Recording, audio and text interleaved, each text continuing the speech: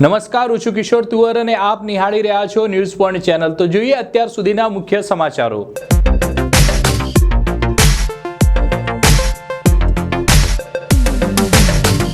કોંગ્રેસના રાજ્યસભાના સદસ્ય અહેમદ પટેલને છાપીમાં લઘુમતી સમાજના લોકોએ લીધા ઉધડા।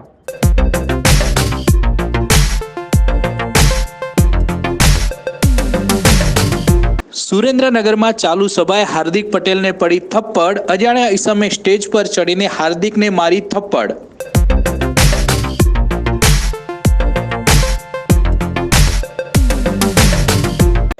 મુખ્યમંત્રી વિજયભાઈ રૂપાણીની સભા પાલનપુરમાં યોજાઈ। એનસીપીના જિલ્લા પ્રમુખ મુખ્યમંત્રીની હાજરીમાં ભાજપમાં જોડાયા। પાટીદારો સાથે સીએમએ યોજી બંધ બારણે મીટિંગ।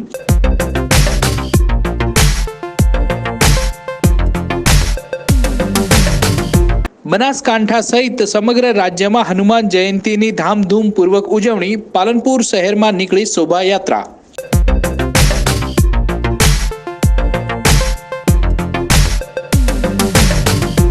હવે જોઈએ સમાચાર વિગતવાર। તો સૌથી મહત્વના સમાચાર સુરેન્દ્રનગરથી મળી રહ્યા છે। સુરેન્દ્રનગરમાં ચાલુ સભાએ હાર્દિક પટેલને થપ્પડ પડી છે।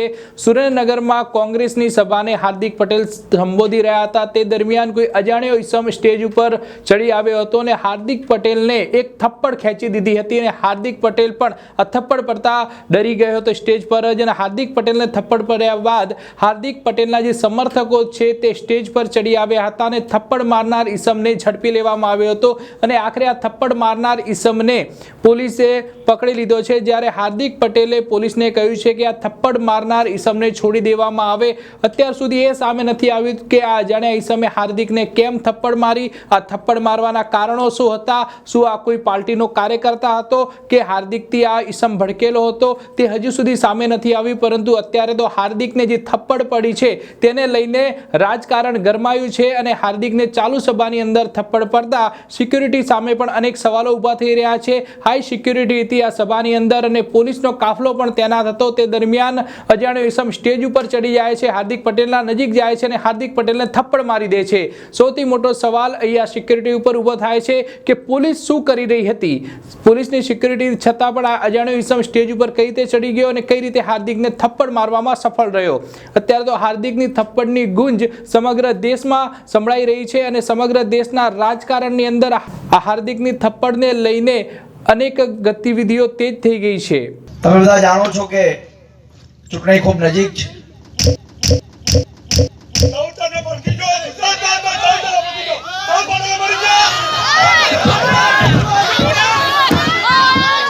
મુખ્યમંત્રી વિજયભાઈ રૂપાણીની બનાસકાંઠા જિલ્લાના મુખ્ય મથક પાલનપુર શહેરની અંદર સભા યોજાઈ હતી। આ સભાની અંદર મુખ્યમંત્રીએ આકરા પ્રહારો કોંગ્રેસ પર કર્યા હતા અને તે ઉપરાંત નરેન્દ્ર મોદીએ જે કામો કર્યા છે તે કામોને પણ ગણાવ્યા હતા। પાલનપુર શહેરની અંદર સીએમ વિજયભાઈ રૂપાણીની સભા યોજાઈ હતી। આ સભાની અંદર સીએમ રૂપાણીએ જણાવ્યું હતું કે આ વખતની ચૂંટણી ભાજપના પરબતભાઈ પટેલ અને કોંગ્રેસના ઉમેદવાર વચ્ચે નથી, પરંતુ દેશનું હિત કોના હાથમાં સચવાશે, દેશ કોના હાથમાં સલામત રહેશે અને દેશનું ભાવિ પેઢીનું ભવિષ્ય કોણ ઉજળું કરશે તેને લઈને ચૂંટણી લડાઈ રહી છે।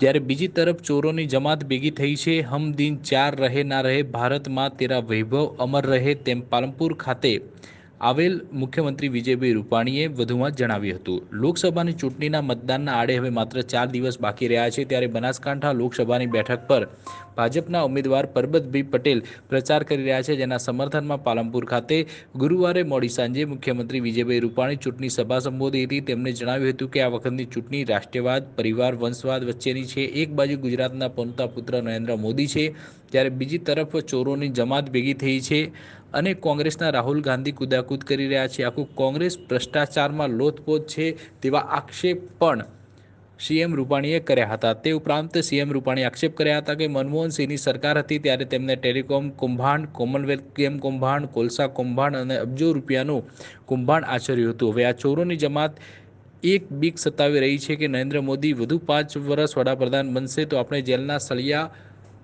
ગણવા પડશે તેવું પણ મુખ્યમંત્રી વિજયભાઈ રૂપાણીએ જણાવ્યું હતું। યોગીજી આ બધી લીફાફોથી કરે છે, ઉત્તર પ્રદેશને બેઠું કરવા પ્રયત્ન કરે છે, રાહુલ બાબા ખુદાખુદ કરે છે, આખી કોંગ્રેસ કોંગ્રેસનું કુળ ભ્રષ્ટાચારમાં ઓતપ્રોત લથપથ છે. 10 વર્ષ મનમોહન સિંહની સરકાર હતી. આ કારીગરો હવામાંથી પૈસા ખાઈ ગયા. આપણા 2G 3G 4G મોબાઈલના તરંગોમાંથી રાહુલજી પૈસા ખાઈ ગયા. પાતાળમાંથી કોલસાની દલાલીમાંથી કરોડો રૂપિયા લગતાય નો આવે. આપણે 1,76,000 કરોડ કેટલા ભીંડા કાઢ્યા. જમીન ઉપર તો ફાવટ હતી જ, પણ આ કારીગરો રમત ગમતના મેદાનમાં કોમનવેલ્થ ગેમ્સમાં કલમાડી એન્ડ કંપની અબજો રૂપિયા ખાઈ ગયા. દુનિયામાં ભ્રષ્ટ સરકાર ભારતનું માથું શરમથી ઝૂકી જાય. કૌભાંડો વાળી સરકાર. 1 ડઝન મંત્રીઓ જેલમાં ગયા. અને આ બધા બૂમાબૂમ કરે છે, ચીસાચીસ કરે છે. મોદી હટાઓ, મોદી હટાઓ, મોદી હટાઓ, મોદી હટાઓ. અને એટલા માટે કરે છે, એને ખબર છે કે 5 વર્ષમાં દુકાનો બંધ થઈ ગઈ છે. હજી મોદી બીજા 5 વર્ષ વડાપ્રધાન હશે તો જેલના સળિયા ગણવા પડશે. એની બીકે આ બધા લોકો ઓમાળી એમ મોદી હટાઓ કરે છે. મોદી કોઈને છોડવાના પણ નથી. ભાઈઓ બહેનો,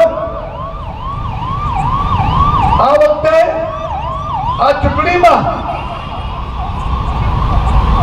એક તરફ રાષ્ટ્રવાદ છે. ભારતીય જનતા પાર્ટી એની પંચનિષ્ઠામાં એક નિષ્ઠા રાષ્ટ્રવાદ છે. મરીશું તો દેશ માટે, જીવીશું તો દેશ માટે. હમ દિન ચાર રહે ના રહે, ભારતમાં તેરા વૈભવ અમર રહે. દેશ હિત સર્વોપરી, દેશના હિતના ભોગે કશું નહીં. વ્યક્તિ સે બડા દલ और दल से बड़ा देश.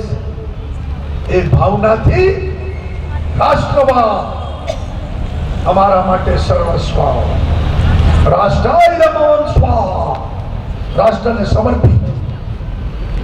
અને બીજી તરફ માત્ર પરિવારવાદ, વંશવાદ. રાષ્ટ્ર કરતા પણ પરિવાર મોટો. રાષ્ટ્રના હિત કરતા ગાંધી પરિવારનું હિત જ એ બીજી તરફ છે.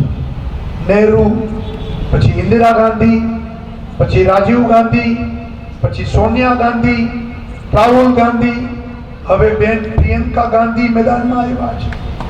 ગાંધીઓનું ટોળું પછી ઘણું બધું છે. માત્ર વંશવાદ.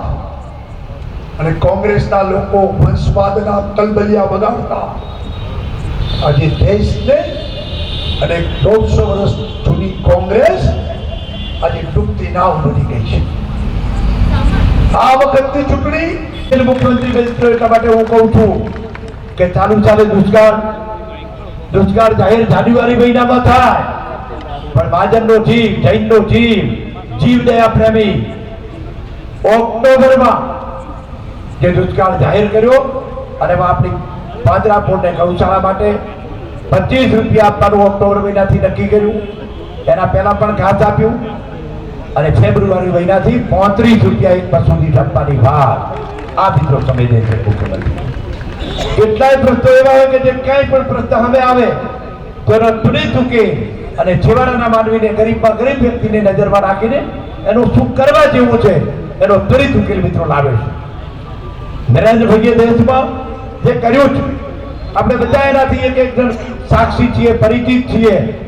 અહીં અમદાવાદ, અહીં પાલનપુરમાં અને અમદાવાદમાં અચાનક મિત્રો જ્યારે અમદાવાદમાં ઘોડો નીકળતો હોય અને મિત્રો આપણે કર્ફ્યુ 2001 આવતો.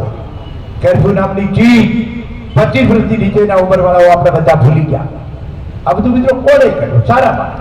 અને એ જ રીતે જેમ કરી ભૂલાઈ ગયો એમ ભૂલવાનો જે બનાવ બન્યો અને ત્યારથી જે રાષ્ટ્રવાદની ભાવના બધાને એમ કે નરેન્દ્ર મોદીનો કોઈ વિકલ્પ નથી. અને જે અભિનંદનને જે પાકિસ્તાનના વડાપ્રધાને પણ વાઘા બોર્ડર ઉપર સુધી મૂકવા આપવું પડે, આનાથી મિત્રો બીજી સીધી કઈ હોઈ શકે વડાપ્રધાન તરીકે? ત્યારે જિલ્લામાં ખૂબ વિકાસ થયો છે, ઘણું બધું કર્યું છે અને કરે એ પણ આ બળદ માણસ અને આ સંવેદનશીલ મુખ્યમંત્રી ને દેશના વડાપ્રધાન તરીકે નરેન્દ્ર મોદીનો કોઈ વિકલ્પ નથી. દેશની પ્રજાએ 2001 થી 14 સુધી જે ગુજરાતમાં કર્યું એને લીધે 14માં વડાપ્રધાન બનાયા અને 14 થી 19 સુધીમાં જે કંઈ કર્યું એને લીધે અત્યારે મિત્રો ફરીથી પ્રજા ફરીથી બેસાડવા માટે મિત્રો તૈયાર થઈ છે. ત્યારે નરેન્દ્ર મોદીના ઉમેદવાર તરીકે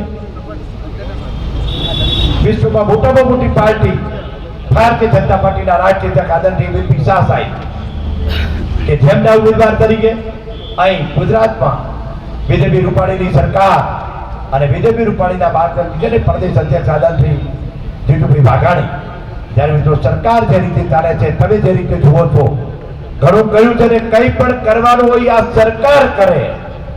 કોંગ્રેસ તો મિત્રો 2012માં ઘરનું ઘર આપવા માટે નીકળી હતી, ક્યાંય ખોવાઈ ગયા. ચૂંટણી આવે ત્યારે દેખાય છે. અત્યારે મિત્રો કોંગ્રેસ કઈ છે જ નહીં. 2014માં વાવાઝોડું હતું, અત્યારે મારા મિત્રો સુનામી છે. ત્યારે લોકસભાના ઉમેદવાર તરીકે આમ તો મિત્રો થરાદનો ધારાસભ્ય છું, રાજ્ય સરકારમાં મંત્રી છું, 5% ધારાસભામાં જવું છું. અને આ વખતે લોકસભાના ઉમેદવાર તરીકે તમારે બધાએ નરેન્દ્ર મોદી બનવાનું છે, તમારે બધાએ પરબતભાઈ બનવાનું છે.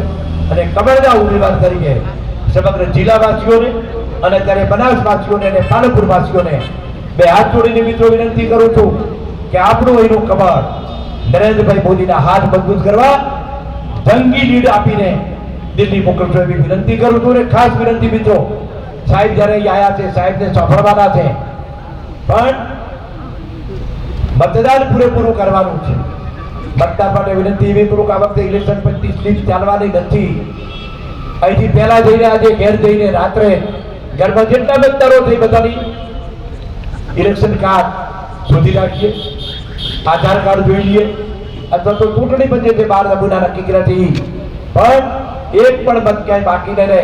બધા જ કાર્યકર મિત્રો, બધા જ શુભેચ્છક મિત્રો, બધા જ મતદારો પ્રજાજનોને વિનંતી કરું કે એક ઘરની મિત્રો મતદાન ક્યારે થાય કે આપણે દરેક ઘર સુધી પહોંચીએ. જો આગલા દિવસે 2 દિવસ પહેલા એને યાદ કરાવીએ તો બાકી 23 તારીખે કેમ બહાર પ્રવાસમાં જતા. હવે વાત કરીએ એનસીપીના બનાસકાંઠા જિલ્લા પ્રમુખની, તો બનાસકાંઠા જિલ્લાના એનસીપીના પ્રમુખ પણ ભાજપમાં જોડાયા છે.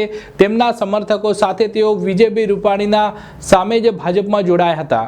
પાલનપુરમાં યોજાયેલી મુખ્યમંત્રીની સભા બાદ મુખ્યમંત્રી પાલનપુરના લક્ષ્મીપુરાની અંદર પાટીદારો સાથે મીટિંગ કરવા માટે પણ ગયા હતા, પરંતુ આ મીટિંગથી મીડિયાને દૂર રાખવામાં આવ્યું હતું. પાલનપુરમાં જાહેર સભા સંબોધ્યા બાદ મુખ્યપ્રધાન વિજય રૂપાણીએ પાલનપુરમાં પાટીદાર સમાજના આગેવાનો સાથે ખાનગી યુનિટમાં બેઠક કરી હતી અને સમાજના કમિટેડ વોટ ઉપરાંત જે બીજે જાય છે તે પણ અહીં વોટ કરે તેવી અપીલ કરી હતી. જોકે રૂપાણીની આ બેઠકથી મીડિયાને દૂર રખાયું હતું. ઉલ્લેખનીય છે કે ગઢમાં અનામત આંદોલન સમયે પોલીસ દ્વારા ફાયરિંગ કરાયું હતું. ત્યારબાદની સ્થિતિને લઈને પાટીદાર યુવાનો વિરુદ્ધ કેસો કરાયા હતા, જેને લઈ સમાજના યુવાનોમાં હજુ નારાજગી છે. તેવામાં આ બેઠક સૂચક બની હતી. આજે હનુમાન જયંતિ છે અને સમગ્ર દેશની અંદર હનુમાન જયંતિની ધામધૂમથી ઉજવણી થઈ રહી છે, ત્યારે પાલનપુર શહેરમાં પણ હનુમાન જયંતિને લઈને શોભાયાત્રા નીકળી હતી. બનાસકાંઠા જિલ્લાના વિવિધ હનુમાનજીના મંદિરોમાં આજે ચૈત્રી પૂનમે હનુમાન જયંતિની ધર્મોલ્લાસ ઉજવણી કરવામાં આવી હતી. ચૈત્ર સુદ પૂનમનો દિવસ એટલે હનુમાન જયંતિ તરીકે ઉજવવામાં આવે છે.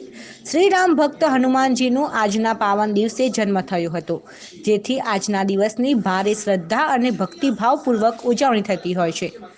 શંકરના શિવાલયોમાં નંદીનું સ્થાન હોય છે, તે જ રીતે શ્રી રામ મંદિરમાં હનુમાનજીની મૂર્તિ જોવા મળે છે. ભારતમાં જેટલા રામ મંદિર નથી તેટલા શ્રીરામ ભક્ત હનુમાનજીના મંદિર આવેલા છે. નાનામાં નાના સામાન્ય ગામમાં પણ હનુમાનજીનું મંદિર આવેલું છે. તેના પરથી પણ ખ્યાલ આવી જાય કે લોકોમાં હનુમાનજી પર કેટલી બધી આસ્થા અને શ્રદ્ધા રહેલી છે. બનાસકાંઠા જિલ્લામાં વિવિધ હનુમાનજીના મંદિરમાં આજે ચૈત્રી પૂનમની ઉજવણી કરવામાં આવી હતી.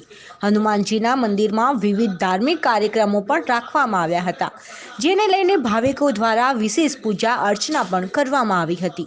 હવે વાત કરીએ પાટણ વિધાનસભામાં આવતા અને બનાસકાંઠા જિલ્લાના કાંકરેજની. તો કાંકરેજમાં પણ લોકસભાની ચૂંટણીને લઈને પૂરજોશમાં પ્રચારની શરૂઆત થઈ ગઈ છે. લોકસભાની ચૂંટણીને લઈને પૂરજોશમાં પ્રચાર ચાલી રહ્યો છે. પાટણ લોકસભા 3ના ભાજપના ઉમેદવાર ભરત ઠાકોર જીતાડવા કાંકરેજ તાલુકામાં બ્રહ્મ સમાજમાં મિટિંગોનું આયોજન કરવામાં આવ્યું હતું. ત્યારે ડીસાના ધારાસભ્ય શશિકાંત પંડ્યા, ઇન્ચાર્જ ભરતભાઈ રાજગોર અને બ્રહ્મ સમાજ પ્રમુખ હરગોવનભાઈ સિરવાડિયા દ્વારા મિટિંગ કરવામાં આવી હતી. સિહોરી, રણાવાડા, સિરવાડા, જામપુરા ગામે ગામ બ્રહ્મ સમાજ દ્વારા ફૂલહારથી સ્વાગત કરવામાં આવ્યું હતું અને સમાજના આગેવાનોને આવકાર્યા હતા. ડીસાના ધારાસભ્ય શશિકાંત પંડ્યા પ્રવચનમાં બ્રહ્મ સમાજને લોકસભાના ઉમેદવારને જીતાડીને નરેન્દ્રભાઈ મોદીને ફરી દેશના વડાપ્રધાન બને તેવું જણાવ્યું હતું અને ભરતભાઈ રાજગોરે પણ એમના પ્રવચનમાં જણાવ્યું હતું કે બ્રહ્મ સમાજની ગણના કરી નરેન્દ્રભાઈ મોદીએ રાજ્યમાં અને દેશમાં બ્રહ્મ સમાજને પ્રસ્થાન આપ્યું છે. ત્યારે બ્રહ્મ સમાજને 23 તારીખે પૂર્વ વોટિંગ કરી ભાજપને જીતાડવા હાકલ કરી હતી. આ પ્રસંગે મોટી સંખ્યામાં ગામે ગામ બ્રહ્મ સમાજના યુવાનો, વડીલો હાજર રહીને કમળ પર વોટિંગ કરી અને બ્રહ્મ સમાજે દેશના વડાપ્રધાન નરેન્દ્ર મોદી બનશે તેવી ખાતરી આપી હતી. આ પ્રસંગે ડીસાના ધારાસભ્ય શશિકાંતભાઈ પંડ્યા, ઇન્ચાર્જ ભરતભાઈ રાજગોર, જિલ્લા મહામંત્રી ભારતસિંહ ભટ્ટીસરિયા, બ્રહ્મ સમાજ પ્રમુખ હરગોવનભાઈ સિરવાડિયા હાજર રહ્યા હતા. બોલો ભાઈ, રણાવાડા ખાતે સમસ્ત બ્રહ્મ સમાજની મિટિંગ હતી ગામની અને ભરતભાઈ રાજગોર આપણા પાટણ લોકસભા સીટના ઇન્ચાર્જ, બનાસકાંઠા ભાજપના જિલ્લા મહામંત્રી ભારતસિંહજી અને હરગોવનભાઈ સિરવાડિયા ગુજરાત પ્રદેશ પ્રમુખ બ્રહ્મ સમાજના આ બધાની રાહબારી હેઠળ સમસ્ત બ્રહ્મ સમાજે ખાતરી આપી છે કે જંગી વોટોથી ભાજપના ઉમેદવારોને જીતાડીશું અને એક પણ વોટ કોંગ્રેસને નહીં મળે એની ખાતરી આપી છે. ભારતમાં થઈ છે. સમય થયો છે એક નાનકડા વિરામનો. વિરામ બાદ જોઈશું રાજ્યના અન્ય કેટલાક સમાચારો. એન્જલ સ્કૂલ ડીસા નર્સરીથી ધોરણ 12 સાયન્સ કોમર્સ સુધીની અંગ્રેજી અને ગુજરાતી માધ્યમની સંપૂર્ણ સ્કૂલ, હવા ઉજાસવાળા અને સ્વચ્છ digital classrooms, library, computer lab, physics, biology અને કેમિસ્ટ્રી લેબની સગવડ, સ્કેટિંગ, આર્ચરી અને સેપક ટકરાવ જેવી રમતગમતની સુવિધાઓ, dance, music and monthly competitions, secondary અને હાયર સેકન્ડરી સેક્શનમાં મંથલી મોટિવેશનલ પ્રોગ્રામ. સ્થળ Angel school, Mahalakshmi park, Patan highway, Deesa. Admission open. તારીખ 15/2/2019 સુધી એડમિશન ફોર્મ મેળવી લેવા. સમય થયો છે એક નાનકડા વિરામનો. વિરામ બાદ સમાચારો જોઈશું પ્રિયનલ સાથે. ધાનેરાના ધાંખા ગામે પરથી બટોળની સભામાં નજીવ સંખ્યા હાજર રહેતા કાર્યકર્તા મુશ્કેલીમાં. બનાસકાંઠા જિલ્લાના ધાનેરાના દાખા ગામે પરથીભાઈ બટોળની જાહેર સભા યોજાઈ હતી. ધાનેરા તાલુકાનું દાખા ગામ એ ધારાસભ્ય નથાભાઈ પટેલનું ગામ છે, છતાં પણ ધાનેરાના દાખા ગામમાં 200થી પણ ઓછા લોકો હાજર રહ્યા હતા.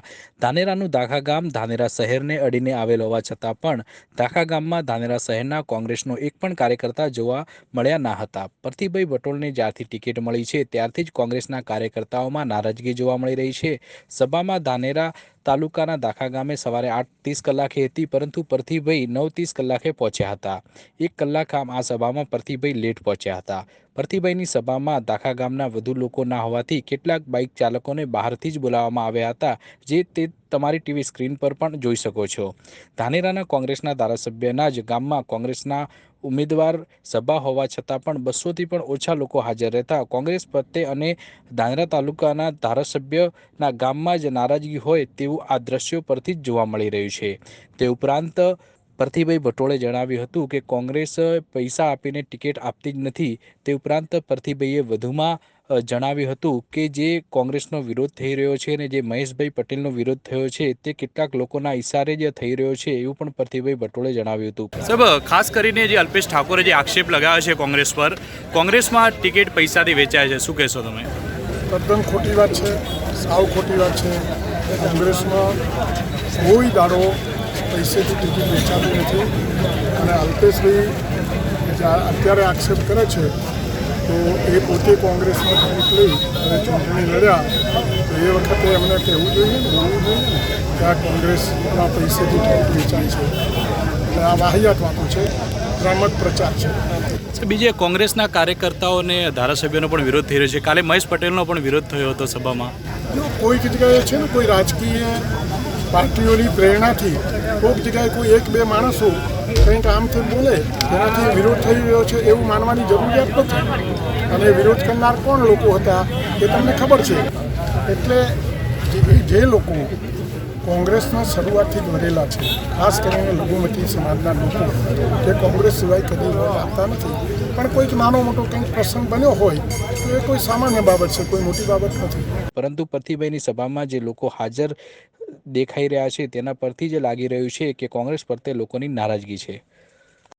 અત્યારે અમે છીએ ધાનેરા તાલુકાના દાખા ગામની અંદર અને અહીંયા પરથીભાઈ ભટોળની સભા ચાલી રહી છે. અને ખાસ કરીને વાત કરીએ તો દાખા ગામ એ નથાભાઈ પટેલનું ગામ છે, ધાનેરાના ધારાસભ્યનું ગામ છે. તમે મારી પાછળ જોઈ શકો છો કે આ પરથીભાઈની સભા ચાલી રહી છે અને આ પરથીભાઈની સભામાં આ ધાનેરાના દાખા ગામે આ સભા યોજાઈ રહી છે. અને ખાસ કરીને ધાનેરાના ધારાસભ્ય નથાભાઈના ગામમાં સભા યોજાઈ રહી છે. તમે જોઈ શકો છો કે 200 લોકોથી પણ ઓછા લોકો આ સભામાં દેખાઈ રહ્યા છે. અને ખાસ કરીને જે લોકો આ સભામાં આવ્યા છે એમાંથી મોટાભાગના લોકો તો ગામની બહારના છે. અને આ સભાની અંદર નથાભાઈ પટેલે બાફ્યું પણ છે. અને ખાસ કરીને તમે જોઈ શકો છો કે આજે સભા ચાલી રહી છે એમાં 200 લોકોથી પણ ઓછા લોકો છે. અને કોંગ્રેસની નારાજગી હોય તે ચોક્કસપણે જોવા મળી રહ્યું છે. અને ખાસ કરીને આ દાખા ગામ એ ધાનેરા શહેરને અડીને આવેલ ગામ છે, છતાં પણ ધાનેરાનો એક પણ કાર્યકર્તા કોંગ્રેસનો અહીંયા જોવા નથી મળી રહ્યો. અને દાખા ગામ બહારના કોંગ્રેસના કાર્યકર્તાઓ આ ગામની અંદર જોવા મળી રહ્યા છે. અને લોકોને બહારથી બોલાવવાને અહીંયા બેસાડવામાં આવ્યા છે. અને ચોક્કસપણે જોઈ શકાય છે કે ધાનેરાના ધારાસભ્ય નથાભાઈ પટેલના ગામમાં જ લોકો કોંગ્રેસથી નાખુશ હોય તેવું લાગી રહ્યું છે. બનાસકાંઠાના છાપીમાં કોંગ્રેસના અહમદ પટેલની સભા યોજાઈ. સભા બાદ લઘુમતી સમાજના લોકોએ અહમદ પટેલને લીધા ઉથડા. વડગામ તાલુકાના છાપીની સભામાં અહેમદ પટેલ ભાજપ ઉપર વરસ્યા હતા.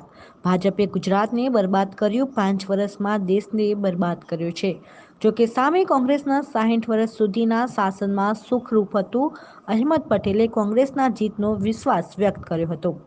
સૂરજ ઉગે છે અને આથમે છે તેમ હવે ભાજપ આથમશે. ભાજપ ગરીબોને રંજાડી રહી છે. જોકે કોંગ્રેસના મેનિફેસ્ટોમાં તો 72,000ની વાત સાંભળી એમના પેટમાં તેલ રેડાયું. 15 લાખમાં લોકો 5 વર્ષથી રાહ જોઈ રહ્યા છે કે રોજગારી માંગનારને પકોડા તલવાનું કહેનાર ભાજપે લોકોને બેકાર કર્યા છે અને ખેડૂતો આત્મહત્યા કરે છે. જોકે ખેડૂતોના 2500 કરોડ એજન્સીઓ ખાઈ ગઈ છે. અહેમદ પટેલે આતંકવાદ મુદ્દે મોદી પર પ્રહાર કર્યા હતા. ભાજપ આતંકવાદીઓ સાથે પીડું કરે છે. ભાજપે પઠાણકોટમાં ISIને બોલાવીને પાકિસ્તાનમાં જઈ બિરયાની ખાઈ આવ્યા અને ઇમરાન ખાન અને મોદીનું ઈલું ચાલે છે. ત્યારે રાષ્ટ્રવાદ અને પાકિસ્તાનના નામે લોકોના મત પડાવવાનો કારસો ભાજપ સરકાર કરી રહી છે. નોટબંધીએ ઇન્દિરા ગાંધીની નકલ કરી. જોકે નોટબંધીમાં અબજો રૂપિયાનો ભ્રષ્ટાચાર બહાર આવ્યો છે. નોટબંધીમાં કમલમમાંથી ગુલાબી નોટો નીકળતી હતી અને લોકોના પસીનાના પૈસા લઈ લીધા છે. જોકે ખેડૂતોના દેવા માફીમાં સરકારને પેટે દુખે છે અને શ્રીમંતો અને ઉદ્યોગપતિના ચોકીદાર સહિત આખી ચોકીદાર ટોળકી ચોર છે. ત્યારે જ્યારે સરહદ પર તણાવ થાય ત્યારે સમજવાનું ચૂંટણી આવી છે. મતદાનમાં ચીટિંગ કરવાની ભાજપની આદત છે અને તેનાથી ચેતવાની જરૂર છે. અમારે 40 લાખ વોટ છે મુસ્લિમ સમાજ. એક સ્કૂલ જેવું નથી છાપી હાઈવે પર. મુસ્લિમ એક સ્કૂલ જેવું નથી. ગઈ વખત બી સાહેબ તમારો તાજનગરમાં પ્રોગ્રામ હતો એ વખતે બી તમને વાત કરી.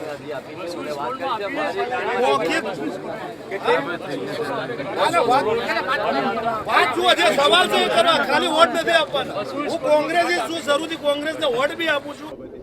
ઠીક છે યાર, કોંગ્રેસના કાર્યકરો આગેવાન કોઈ એક વ્યક્તિ વિશેષ માટે શાના માટે કરો છો? એપોઇન્ટમેન્ટ તો થાય છે. અને બદરુદ્દીન શેખ એક અમારા સન્નિષ્ઠ કાર્યકર છે. રાજસ્થાનમાં ઇલેક્શન માટે એમને મૂક્યા છે તો એમાં કંઈ ખોટું નથી. આઈ એપ્રિશિએટ. અને એવા બીજા ઘણા આગેવાનો ગયા છે જેમને જવાબદારી સોંપવામાં આવી છે. હાજી, સંદેશ એ છે કે આ એક લડાઈ અન્યાય સામેની છે. અને અન્યાયની જ્યારે વાત કરું છું ત્યારે માત્ર કોઈ એક વર્ગની વાત નથી કરતો. તમામ વર્ગોને અન્યાય થઈ રહ્યો છે, ત્યારે આ ઇલેક્શનમાં ભારતીય જનતા પાર્ટીને પરાજય આપવો ખૂબ જ જરૂરી છે, એમને શિકસ્ત આપવી ખૂબ જ જરૂરી છે. ત્યારે બધા ભેગા થઈને આ જે કંઈક જેને કહી શકાય કે નાકામયાબ સરકાર, અસફળ સરકાર, કે જેમણે વચનો આપ્યા પછી પ્રજા માટે કશું જ નથી કર્યું, જેનો અભિગમ લોકાભિમુખ નથી, લોક વિરોધી છે, એવી સરકારને જાકારો આપવાનો સમય આવ્યો છે. ત્યારે વધુમાં વધુ મતદાન કરી અને આ સરકારને હરાવીએ, પરાજય આપીએ. નહીં, મારી સભામાં મીડિયાની મેં જાતકડી નથી કાઢી. મેં એમ કહેવું છે કે there should be a level playing field. એમનું તમે આપો, સરકાર છે, પ્રાઇમ મિનિસ્ટર છે, એમનો પ્રચાર થવો જોઈએ, પણ એમને 8 કોલમ મળતા હોય તો કમસે કમ રાહુલ ગાંધીને પણ 2-4 કોલમ તો મળવા જોઈએ કે નહીં. હું સ્થાનિક મીડિયાની વાત નથી કરતો. મેં જે વાત કરી મોટા મોટા ન્યૂઝપેપરની વાત કરી છે, અને મેં એમ વાત કરી છે કે બધા કંઈક મીડિયા આવા નથી. કેટલાક લોકો જે રીતે બેલેન્સ અથવા તો સમતુલન, આફ્ટર ઓલ તો જે કંઈક ન્યૂઝપેપર, ઇલેક્ટ્રોનિક મીડિયા એ તો લોકો સુધી વાત પોતાની પહોંચાડવા માટેનું માધ્યમ છે. સાચી વાત છે.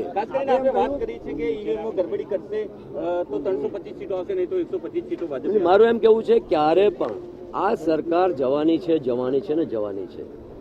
પરંતુ ભૂતકાળમાં પણ આપણે જોયું છે વિધાનસભાના ઇલેક્શનમાં, આ કોઈના ઉપર હું આરોપ નથી મૂકતો, પણ જ્યાં સુરત જેવા શહેરમાં અમારી કમસે કમ 5 થી 6 સીટો આવવી જોઈતી હતી, 0 સીટ આવી. અને ત્યાંના લોકો સારી રીતે જાણે છે. ઘણી વખતે માત્ર એક વાત નથી હોતી ઈવીએમમાં, ઈવીએમ ખરાબ થઈ ગયું અને પર્ટિક્યુલર બૂથ કે જ્યાં કોંગ્રેસ અથવા તો જો વિરોધ પક્ષો છે એનું મજબૂત બૂથ હોતું હોય છે, ત્યાં 3-4 કલાક માટે પણ મશીન ખરાબ થઈ જાય, ત્યારે મતદારો બિચારા લાઇનમાં ક્યાં સુધી ઊભા રહેવાના, એ જતા રહેતા હોય છે. અને એ રીતે પણ 2-5% આમ તેમ થતું હોય છે. આ હું કોઈ આરોપ નથી કરતો, માત્ર ઇલેક્શન કમિશન, ચૂંટણી અધિકારીના ધ્યાન ઉપર મૂકવું છે કે આવી બાબતોથી સાવચેત અને જાગૃત રહેવું છે. જનરલ પૂરા દેશની હું વાત કરું છું. હમણાં અત્યારે જોયું કે પેલા એક જે બિચારો અધિકાર સિન્સિયર કે જેણે પોતાની જવાબદારીનું વહન કરતો હતો, હવે એને તમે સસ્પેન્ડ કરો, બીજા લોકો સામે પગલાં નહીં લો. અને તંત્રમાં પણ જો વન સાઇડેડ રેડ જો થતી હોય માત્ર વિરોધ પક્ષો ઉપર જ, મને બતાવો, જણાવો તો ખરા ભારતીય જનતા પાર્ટીના કોઈ વ્યક્તિનાથી આજે રેડ થઈ છે ખરી? એના પર કોઈ ટિપ્પણી કરવા માંગતો નથી. કોંગ્રેસમાં કેટલીક વખતે જે નેતાઓ છે આવે છે જાય છે, બીજી પાર્ટીઓમાં પણ આવે છે અને જાય છે. અલ્ટિમેટલી તો મતદારો ઉપર આધાર રહેતો હોય છે. મતદારો જેની સાથે રહેતા હોય છે એ પક્ષ હંમેશા જીતતો હોતો હોય છે. ઠીક છે, નેતાઓ ક્યારે શું કરે, અને હાઉ કેન આઈ સે કે અલ્પેશ ઠાકોર વિરુદ્ધમાં કામ કરે છે. હજુ મારી સાથે એમની સાથે વાત નથી, પણ જે જાતના સ્ટેટમેન્ટ આવ્યા, જે જાતની માહિતી મળી છે, ત્યારે જોઈશું, તપાસ કરીશું. પણ મને વિશ્વાસ છે મતદાર ભાઈ બહેનો ઉપર કોઈ ઇન્ડિવિજ્યુઅલ વ્યક્તિગત નેતાની વાતમાં આવશે નહીં, અને સામાન્ય રીતે કોંગ્રેસની વિચારસરણી, આઈડિયોલોજીને ધ્યાનમાં રાખીને મતદાન કરશે. સમાચારો પૂર્ણ કરતા પહેલા ફરી નજર કરીએ અત્યાર સુધીના મુખ્ય સમાચારો પર.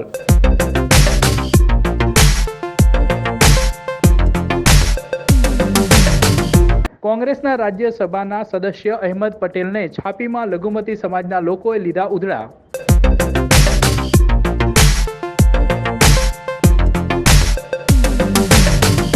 સુરેન્દ્રનગરમાં ચાલુ સભાએ હાર્દિક પટેલને પડી થપ્પડ. અજાણ્યા ઈસમે સ્ટેજ પર ચડીને હાર્દિકને મારી થપ્પડ.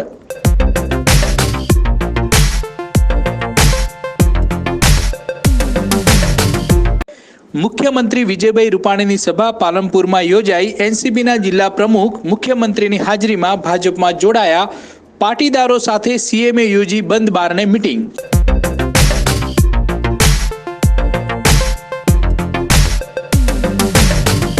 બનાસકાંઠા સહિત સમગ્ર રાજ્યમાં હનુમાન જયંતીની ધામધૂમપૂર્વક ઉજવણી. પાલનપુર શહેરમાં નીકળી શોભાયાત્રા.